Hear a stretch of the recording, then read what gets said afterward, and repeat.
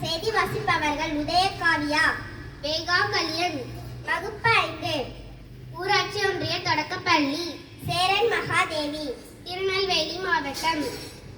8 AMP தொகுதிகளை குறைக்க ஒன்றிய அரசு திட்டம். மார்ச் 5ஆம் தேதி அனைத்து கட்சி கூட்டம்.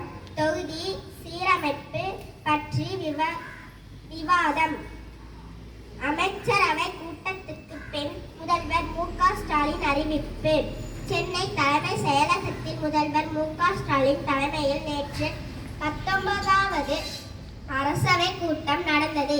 இதில் அமைச்சர் துரைமுருகன், துணை முதல்வர் உதயநிதி ஸ்டாலின் மற்றும் அமைச்சர்கள், தலைமை செயலாளர் முருகானந்தம் உள்ளிட்டோர் கலந்து கொண்டனர்.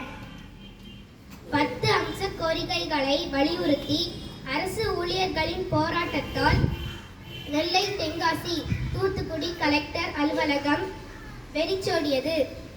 பழைய பென்ஷன் திட்டத்தை மீண்டும் அமல்படுத்துவது, ஆசிரியர்களுக்கு ஒன்றிய அரசிற்கு இணையான ஊதியம் வழங்க வேண்டும் என்பது உள்ளிட்ட பல்வேறு கோரிக்கைகளை வலியுறுத்தி தென்காசி, தூத்துக்குடி கலெக்டர் அலுவலகம் முன் ஜாக்டோ ஜியோ கூட்டமைப்பினர் நேற்று ஆர்ப்பாட்டத்தில் ஈடுபட்டனர். நன்றி.